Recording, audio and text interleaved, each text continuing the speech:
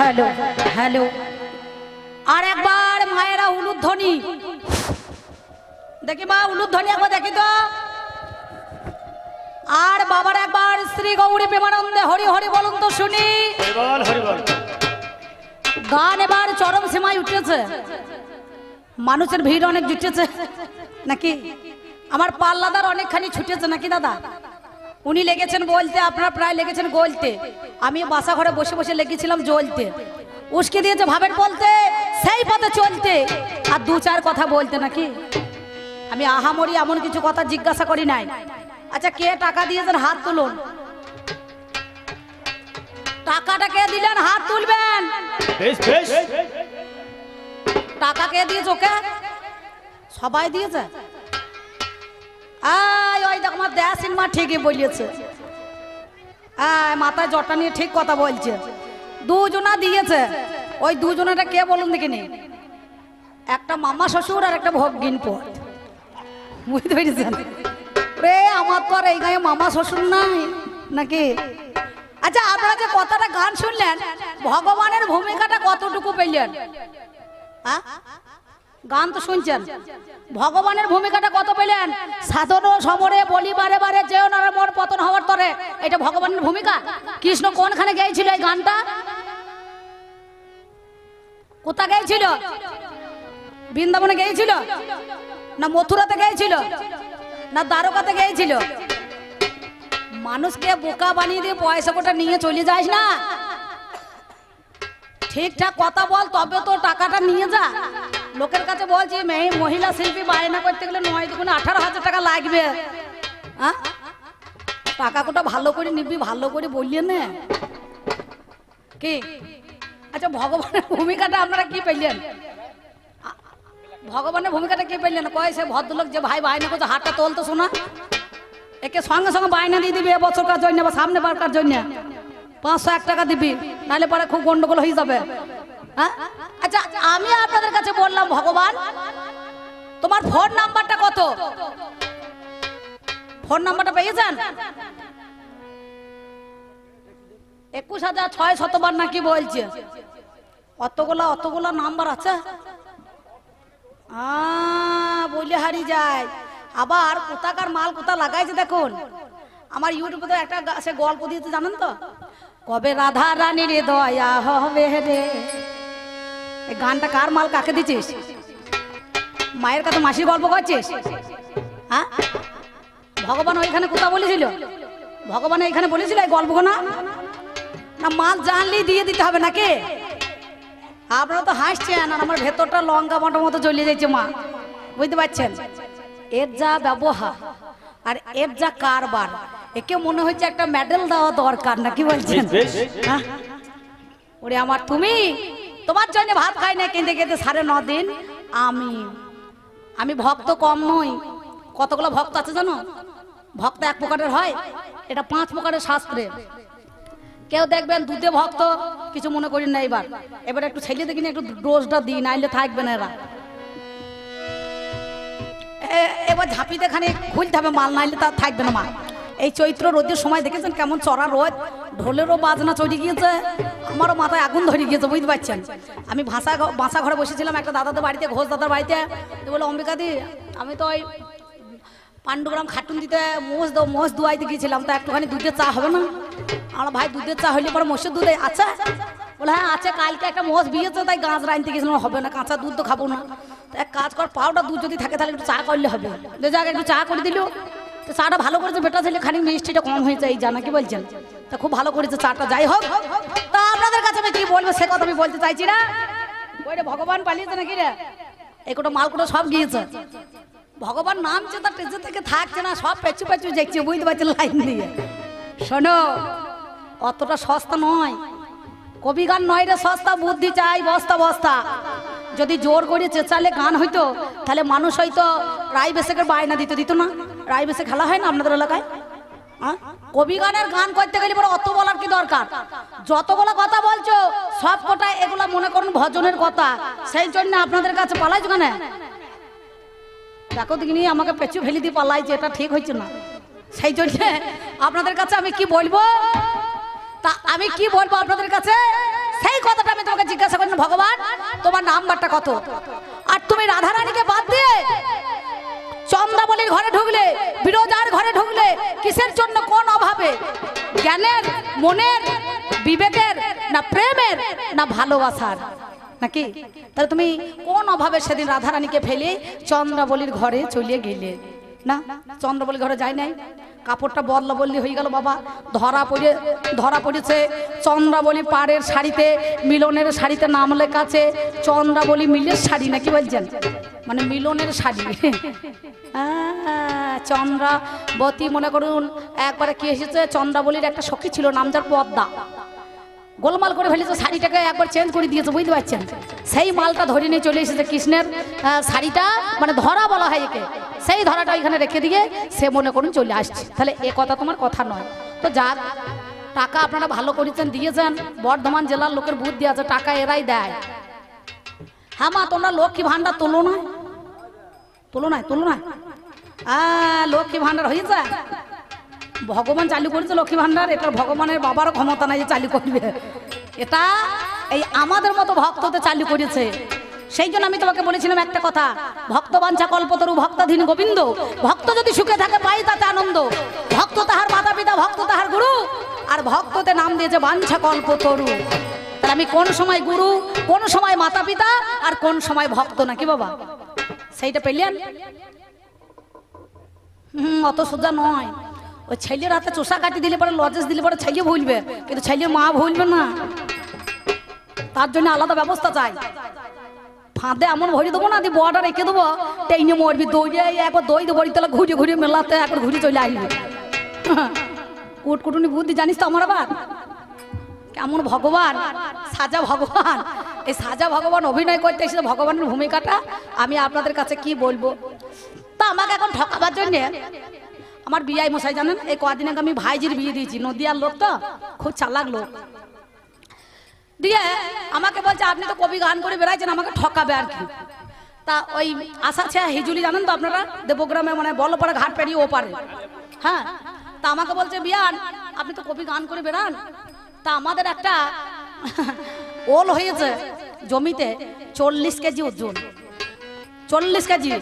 আমি মনে মনে ভাবলাম 22 বছর ঢোল নিয়ে গান করছি, ঢোলটা তো ওজন হয় না 40 কেজি, একটা মাল 40 কেজি ওজন হইল কি করে? জানতে হবে, আমাকে ঠকাই যায় কি? তা আমি বললাম বেশ ঠিক আছে, তাহলে ওলটা যে 40 কেজি আছে তা আপনি একটু দেখাইতে পারেন? হ্যাঁ অবশ্যই। তাহলে বেশ বিয়াই মশাই, তাহলে কালকে এখানে গান আছে আমার আটাকিতে, যশবাবুর সঙ্গে আমি একবার গিয়ে দেখে আসবো। বলে বেশ ঠিক আছে তাই যাবেন। ও দাদা পরের দিন সকালবেলা আমি যে গানে গিয়েছি তখন বললাম বিয়াই মশাই আপনি যে বললেন যে মাঠ দেখাইতে যাবো, ওল লাগিয়েছেন, তা চলুন। বলছে আর বললেন না, ওই পাঁচুন্দির হাটে ওলটা নিয়ে গিয়ে আমার ভাইপো ভোরবেলায় বিক্রি করে দিয়েছে, পাঁচুন্দির হাটে মেলা পাইকারি আছে বর্ধমানে। আমি মনে মনে ভাবলাম মাল আমাকে ঠকাইছি, তার ব্যবস্থা করতে হবে, তাহলে তো হবে না। আমি তখন কিছুদিন পরে গানটা সারার পর 4 দিন পরে বললাম বিয়াই মশাই আমার বাড়ি একবার এলে একবার ভালো হইতো না? বলে কেন? আলা আমার একটা ভাতে খাওয়া কাগজি লেবু আছে 20 কেজি ওজন হয়েছে। তা বলছে কেমন করে থাকে? আলাম ওই আউস গ্রাম থেকে বাঁশ নিয়ে এসে মালটা বেড়া দিয়েছি, মানে গাছটাকে ঠাড়ো করতে হবে তো, কপি কলা করে মালটা বাঁধা আছে, বুঝতে পারছেন, গোড়াটা টান দিয়েছি আর কি, লাগাম। তা বলে বেশ ঠিক আছে। আলা এক কাজ করুন, 8 তারিখে আমি ওই সন্ধ্যের দিকে গানে যাব, তা আপনি সকালের দিকে আসুন, এসে একটুখানি আমার এই লেবুটা একটু দেখে যেতে হবে আপনাকে। আর তা বলছে গাছটা কত বড়? যদি 20 কিলো কাগজি লেবু ওজন হয়। বলো মাল ভালোই মোটা বটে, হাউস গ্রামে বাঁশের মতন, একবার এসে দেখে যান। বলে বেশ ঠিক আছে যাবো। ও করেছে কি তারপর দিন সকালবেলা মোটর সাইকেলে চলে এসেছে বাবু, বুঝতে পারছেন। এইবার আমাকে বলছে লেবু গাছ কয়? লেবু কয়? আমি চলুন। তা লেবু আছে ছোট ছোট মাল এইটুকুনি কটা। তা বলছে বড় মালটা কই? আলা বললেন না দাদা, ওই 25 কেজি আপনি যে 40 কেজি ওলটা পাঁচুন্দির হাটে বিক্রি করছেন কদিন আগে, হ্যাঁ। তা বিয়াই মশাই একটা কথা বলি, ওই ওলটা তো খাইতে গেলে খানিকটা কাঁচা লঙ্কা, সরিষাটা আর কাগজি লেবুর রস দিতে হয়। তা ও তো একটু বাঙাল মানুষের মতো টান, ওদিকে নদীয়ার ভাষা। তা বলছে কেন বিয়ান, আমরা আপনি জানেন না ওই ওলকে শুধু শুধু খাওয়া হবে নাকি? একটুখানি লেবুর রস দিতে হবে 2 ফোঁটা। বলে কেন দিতে হয়? আমরা ওই ওলের কুটকুটুনিটা মারার জন্য, বুঝতে পারছেন। তাই আপনি যে 40 ঘরে আপনার ওই ওলটা পাঁচন্দির হাটে দিয়ে এসে যান, ওই আমারও ভাইপো করিয়েছে কি ওই 40 ঘরে এক ফালি করে কাটছি লেবুটাকে দিয়ে এসেছে। বললো কেন? আর ওই ওলের কুটকুটিটা মারার জন্য, বুঝতে পারছেন? তা যেমন আপনার ওল তেমনি আমার লেবু, বুঝতে পেরেছেন? 2 ফোঁটা রস দিয়ে দেবো, কুটকুটুনি একবার মরে যাবে, বুঝতে পারছেন? যেখানকার মাল সেইখান চুপ করে বসে থাক, বেশি ঘাঁটাইতে যাই না, আমার জানিস তো। সেই জন্য আমি তোমাকে ভগবান হয়ে এই কথাটা একটুখানি আলোচনা করেছিলাম। তা না বলে ভোগরাগ করে দিল। ভোগরাগ গান শুনলেন? হ্যাঁ, এই কবি গানের আসলে ভক্ত ভগবান চলছে, তুই ভোগরাগ করলি কোন হিসাবে? হ্যাঁ, ভোগরাগ হয়? এই এখন ভোগরাগ হবে? তাহলে সব ঘর ঢুকিয়ে দিলি নাকি? হ্যাঁ, কবি গানে সব সময় জানতে হইলে ও ভোগ আরতি করে, বুঝতে পারছেন? বাবাজি তো খোলা ভাঙে, লোককে দীক্ষা দেয়, মন্ত্র দেয়, মনে করছে সব জায়গার মাল সব জায়গায় চলবে না, কি বলছেন? সব জায়গার মাল সব জায়গায় চলে? করিমপুর আর করিনা কাপুর এক হবে? হয় না তো। তাহলে যেখানকার মাল সেইখানে দিতে হয়, মাঝে মাঝে সব জায়গায় দেওয়া চলবে না। হ্যাঁ, তা সেই জন্য আমি আর বেশি কথা বলবো না, কারণ আমার কথায় আপনাদের অনেকে রাগ হইতে পারে, তাই বলবো না। চূড়ান্ত সময় বয়ে যায়। আছেন যত সুধীজন, সকলের কাছে আবেদন, বাজাও আমার ঢুলি। এবার 2-4টে কথা এবার আপনাদের কাছে কিছু আমি বলি।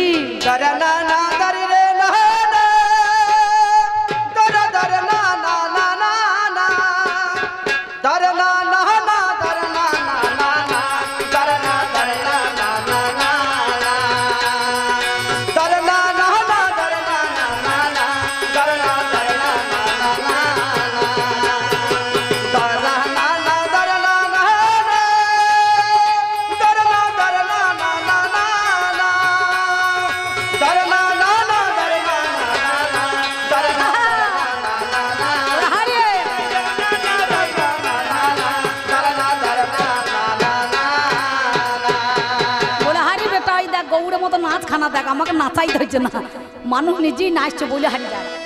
এইখানে দেখ, এই দেখুন আমার এক দিদি ভাই এসেছে, 10 আর 10 20। গান যদি ভালো হয় পুরস্কার হিসাবে নিস থাক, আর গান যদি ভালো না হয় বেঁচে থেকে দরকার নাই, তাহলে 20 খাইয়ে নিস, নাকি বলছেন? জানেন তো, একটা বয়সী দৈন্ত 20, আর একটা বয়সী তালবু 20, আর একটা বয়সী পেট খাটা মধ্যাহ্ন 20, নাকি বলছেন? 1 20 মানে ধানের জমিতে স্প্রে করা, 1 20 মানে সংখ্যা, আর 1 20 মানে অমৃত দান করা, নাকি বাবা? তাহলে যিনি অমৃত দান করেছেন এই জগতের মধ্যেখানে, তিনি কিন্তু সুন্দরভাবে সুস্থ থাকুন, সুরক্ষিত থাকুন। কি জানো বলছিল? জলে থাকলে ঢোড়া হয় না রে জল বোরা, কোনো কালে গাধা ঘোড়া হয় না। আপনারা শুনেছেন তো? ওরে সিদ্ধ দানে হবে না কই, এই যে দুধের হবে না দই।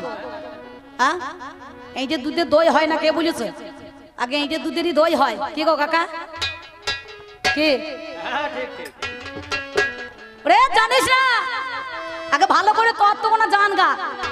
হ্যাঁ মা, শুয়ে পড়লে ওটো ওটো, শুয়েও না সোনামুখী, শুয়ে না, যা একটুখানি ধৈর্য ধরো, শুয়ে পড়ো না, গান শুনে মা আমার। সেই জন্যে আপনাদের কাছে, বেশ ঠিক আছে, হ্যাঁ একটু ঠেস দিয়ে বসো। সেই জন্যে এই যে দুধের আগে দই হয়, কোন দই? 3 মাস 20 দিন বাবার মহস্তকে থাকে, নাকি বলছেন? হ্যাঁ, দইটাকে কে পাইতেছে ভালো করে দেখ গা। এদিকে মালসা ভোগ করছিস, চিটের ভোগ দিচ্ছিস, আর দইয়ের কারবারটা জানছিস না।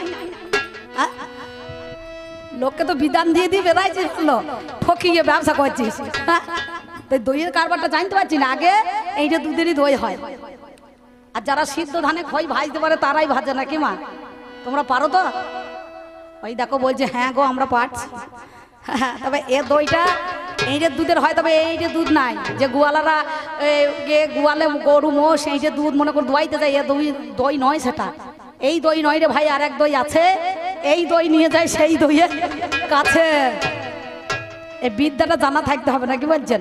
যে ভগবান শ্রীকৃষ্ণ গোয়ালার ঘরে জন্ম নিয়ে তাকে মানুষ সাধারণ চিনতে পারে না, পেরেছে? হ্যাঁ, পেরেছে চিনতে পারে নাই। তাহলে ভগবানকে চিনতে পারাটা খুব স্বাভাবিক নয়। তাহলে চিনবে কারা? একমাত্র মনে করুন ওই ভগবানের কাছে কাছে যারা থাকে, ভক্ত। তাই আমি বলবো না, চূড়ান্ত সময় বয়ে যায়। আছেন যত সুধীজন, সকলের কাছে আবেদন, বাজা আমার ঢুলি। এবার পাঁচালি ছন্দে আপনাদের কাছে 2-4টে কথা এবার আমি বলি। তাই বলছি শোনো। ও দারে দারে দারে না রে না, দারা না না না না না না না, দারা না না না না না না না না না। আপনাদের কাছে খুব কথা বলছে, আমি বসে বসে শুনলাম। কিন্তু কবি গানের মধ্যেখানে আমি ভাবলাম আমি তো শ্রোতা নই, বিপক্ষ একজন বক্তা, তাহলে দু চারটে কথা বলার আগে কোন পথে গেলে পারে, কোন দিকে চললে পারে, একটুখানি আমার পাল্লাদারের মুখটাকে আটকানো যাবে না, কি বলছেন? না, সেই জন্য তোমার কাছে বলছি, শোনো। ও দারে দারে নানা নানা নানা দারা নানা নানা নানা না না না না না না, ওই দেখ শ্রাবণের ওই নদীর ধারা, শ্রাবণের ওই নদীর ধারা, এ বালির বাঁধে বাঁধা যাবে না, বাঁধা যাবে না।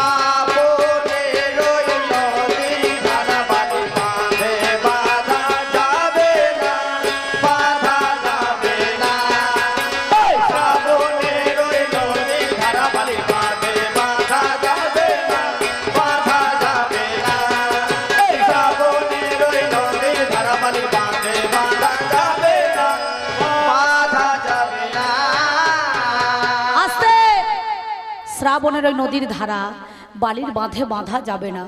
শ্রাবণ মাসে যখন আপনাদের এদিকে নদীতে দেখবেন বন্যা আসে না, আসে না, আসে, আগে এসেছিল কিন্তু এখনো জল আসে মাঝে মাঝে। যখন শ্রাবণ মাসে, ভাদ্র মাসে, আশ্বিন মাসে, 3টে মাসে হয় নাকি বছরে, হ্যাঁ, তাহলে কোনো ভদ্রলোক যদি মনে করেন পঞ্চায়েতের প্রধানকে জানার দরকার নেই, এসডিও বিডিও গ্রামের কমিটি মেম্বারদেরকে বলার দরকার নেই, লেবারদেরকে দরকার নাই, আমি নিজে গিয়ে 1 বস্তা বালি নিয়ে যাই, দিয়ে বাঁধটা বেঁধে দিই, তাহলে হবে? হয় বাবা, লোক জানতে হবে, পুলিশ প্রশাসনকে ডাকতে হবে, তবে তো হবে। সেই জন্য বলছে শ্রাবণের নদীর ধারা বালির বাঁধে বাঁধা যাবে না। তার যে গতি, তার যে ধারা, তার বেগ এমন করে ঢেউ দেবে, বালির বাঁধ একবার সরিয়ে কোথাও যে চলে যাবে, নাকি বলছেন? বড় বড় গাছের গদি উমড়িয়ে দেয় জলের এত স্তর, নাকি বলছেন? তাই না? বড় বড় পাকা বাড়ি ঘর সব তলাতে তলিয়ে দেয়, বুঝতে পারছেন? তাহলে এটা ভেবো না ভক্তর শিকলটা কত নরমাল নয়, বলছেন খুব নরম বটে নাকি, হ্যাঁ, কতটা শক্ত। তার মনে করো খুব শক্তের দ্বারাই ভক্তকে বাঁধা যায়। সেই ভগবান ভক্তের জন্যই কিন্তু 4 যুগে এসেছে। সত্যতে নারায়ণ, তেতায় রাম, দাপরে কৃষ্ণ, আর কলিতে গৌড়া। সত্যতে হিরণ্যকশিপুর ছিল না, প্রহ্লাদের বাবা। তাহলে প্রহ্লাদ এত ডেকেছে, এত কষ্ট পেয়েছে ভগবানকে ডেকে, দোগ দিয়ে মারতে চেয়েছে, কিন্তু তুমি তাকে দেখা দিয়েছো কিন্তু অনেক পরে, নাকি বাবা, হ্যাঁ?